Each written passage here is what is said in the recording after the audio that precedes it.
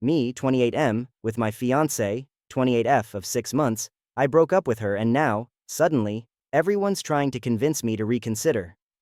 Original post. To start with, in my culture, you're not allowed to date in the traditional Western sense. You must make a vow before God and your families that you want to get to know each other with only the best intentions. Let's call her Linda. We met, and there was a spark, a big enough spark, that we decided that we wanted to get to know each other more. The only issue, she over 1,000 miles away, and her father would not give his blessing without us going through the above ceremony first. We did, with the massive stipulation that this was only an engagement in the loosest sense of the term, and we just need time to get to know each other to see if there's anything here. Well, it did not take too long for that train to derail, and everyone started treating this as an actual marriage. Even she began to get sucked in, not that she fought not to be. She wanted a ring. I said my budget is $3,000. She asked if I could make payments for the ring she actually wants, and I said no. So her dad put in an additional $5,000 to get her the ring she wanted. I should have slammed the brakes right then and there. I hate myself for not doing that. The day after the engagement party, she demanded to me that my family throw her another party when we flew back home. The reason? Her great aunt, 79 years old, told my little sister, 13 years old, that she was the cutest girl at the party, and my sister dared to repeat it to Linda in order to rub it in. Apparently, this destroyed the party for her. She did not find out until several hours after, and she needed another. First off, my sister is not that kind of person, and even if she was, she's 13. I should have slammed the brakes there, and made the mistake not to. Over the coming weeks, she would continue to alienate every member of my family, seeing disrespect from places it simply did not exist. Every slight was a full-on punch to her ego. People needed to know who her dad is. Every hangout of conversation ended with her criticizing that person for being stuck up, or a basic bitch, or some other thing. The negativity continued to the point that when it came time for her to fly back home, for college, I was relieved. But the bullshit continued. She called screaming that her father deleted her shows off the DVR. I sympathized for a while, and then told her she needed to let it go. There's nothing that could be done. That was me taking her family's side over hers. I offered to pirate the shows that were deleted so she could watch them, but it's just not the same. That's basically how all of our interactions went. Something would happen. I'd be empathetic for as long as I could regardless of how trivial it was. Then I'd lose my patience and tell her she needs to learn how to get over shit, or at the very least, learn how to accept solutions. I was honest every single step of the way about how much I don't like her bashing every single person in my life. But when she brought up her ex, it was only with praise. And if I criticized him in any way, she'd get very defensive. These are just the bare examples. I realized that we are just too different. We both have our faults, major faults. But I am simply not mentally healthy enough to deal with that level of stress, negativity, and victimization. So I went home one night and told my family that I want to leave her. They were all fine with it. Apparently they were just waiting for you to come around. So the next day, I do just that. I call her, let her know it's over and end it. At least I thought I did. Her parents and her are in full panic mode, constantly calling my parents begging them to beg me to reconsider. Because I tried to do the respectful thing and keep these issues between us, I'm made to look like the bad guy who, all of a sudden just decided I don't love her anymore. It's all so infuriating and I don't know what to do. I don't want to give her another chance only to crush her again by breaking up further down the line. I care for her, I really do, but I can't stand her. I don't want to be with her. But now everyone is ganging up on me so bad that I'm starting to second-guess myself, and I don't want to be there. I don't know what to do at this point. Do I give her another chance even though I truly don't want to? If only out of respect for her father, who I have all the respect in the world for. Or do I stick to my guns, keep it broken off and wait for the storm to pass? Now for the update. It's now been 2 months since the breakup, and the dust is settled, but not without issue.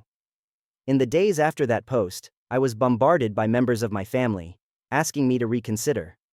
I felt mentally assaulted from every angle, constantly needing to justify my actions, being reminded of how much money had been spent, or that I'm not exactly getting any younger.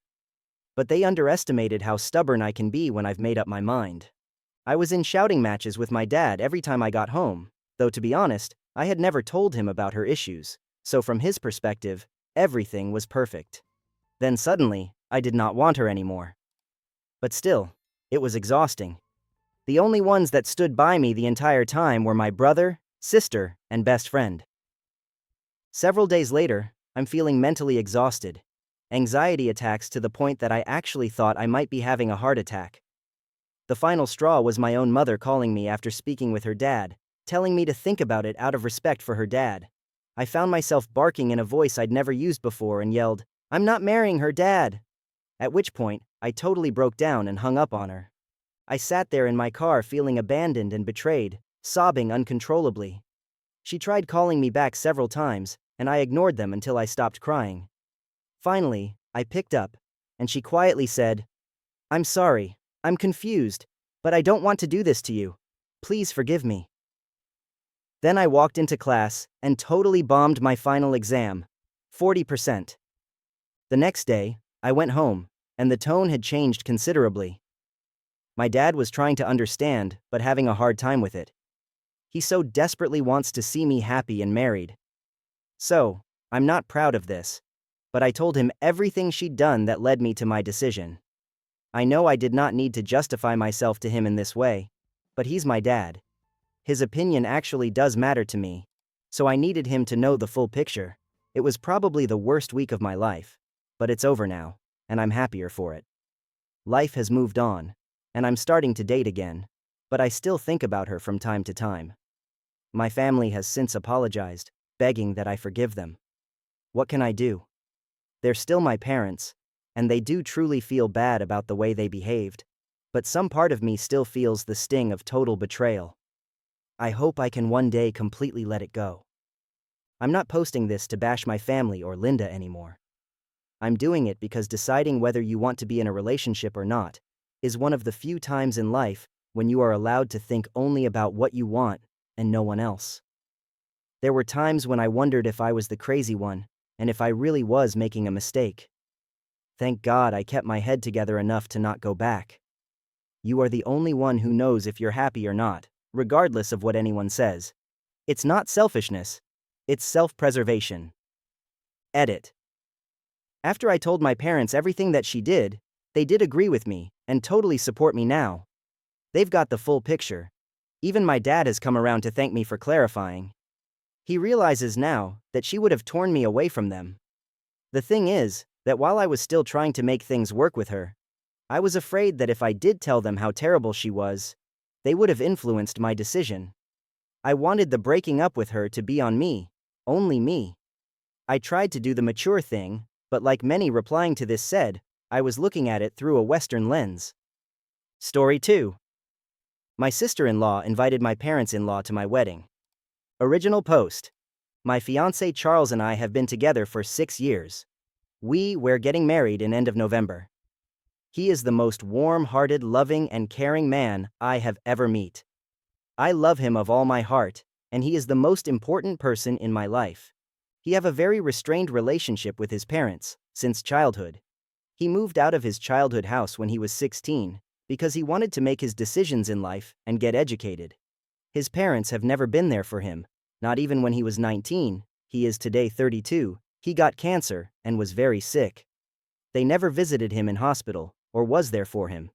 They have always been taking care of his sister, the golden child.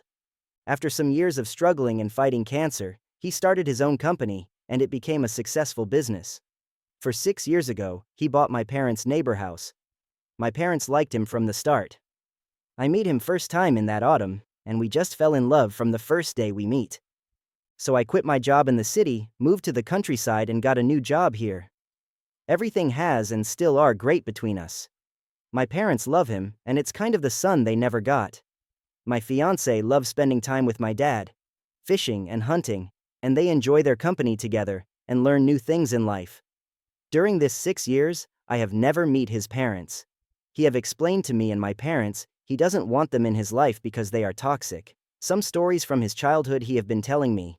Even to my father he have spoken about his childhood. I talked with my parents about it, and they just told me to respect Charles and let him deal with this issue because it's not up to me to decide. My sister-in-law, I actually like her, but Charles tell me I am naive, she is not a good person, and will do everything in her power to gain power over me, and she just want to get something out of it. Well, we have planned our wedding, and it's not a big wedding, it's our choice. We will be around 50 guests, and my parents have insisted that they will pay for their only daughter and child's wedding. The wedding is set in 6 weeks' time.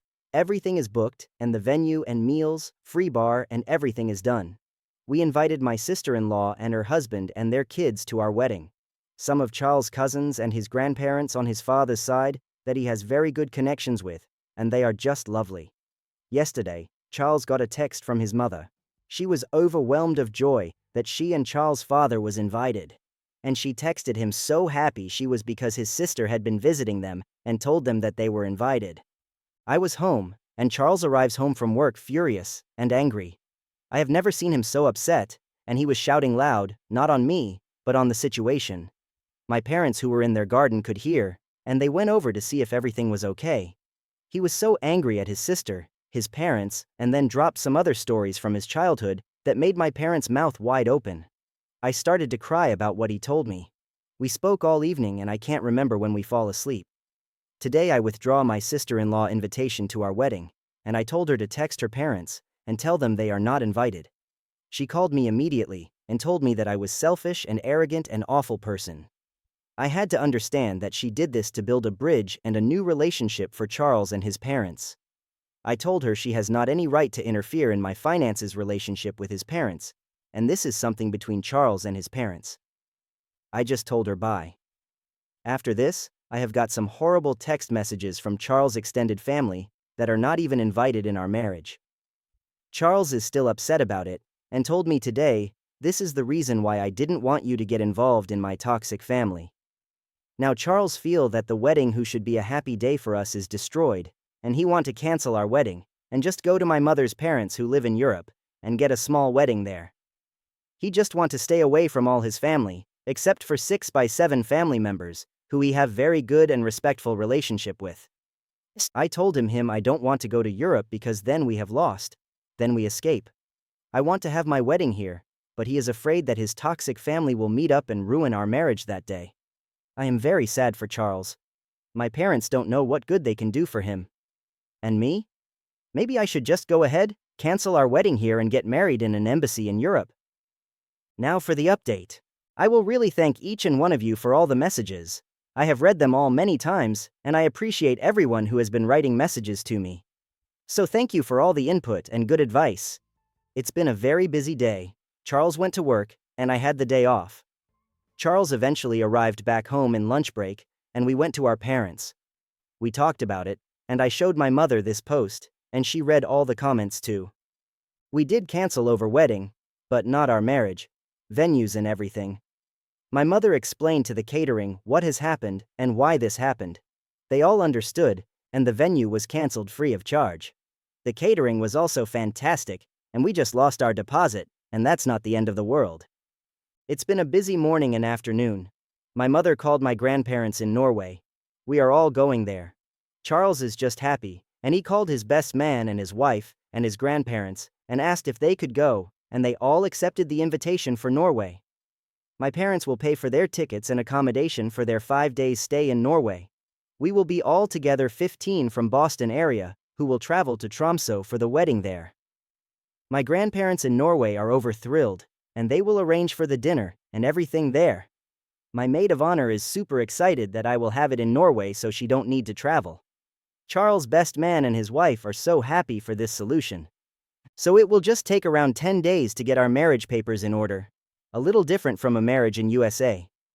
I have apologized to Charles so many times now, and today, he just told me to stop apologizing and move forward, and this is not going to destroy our life together. I did a terrible mistake, but we seriously believed that his sister in one way or another had changed. Charles has blamed himself today, that he didn't say no when I asked him to invite his sister. But this is all on me, because I seriously didn't understand. I have blocked all his family on my phone and social media, and so has he, and my parents too. I am thankful for all your messages. I know I wrote it when I was very heated up, and some words might have been expressed in a different way. I will get my dream man, and my dream wedding, and even my wedding dress, that belonged to my mother, who haven't been used since 1988. Thank you again for all your good advice, for all your input. Best from Caroline.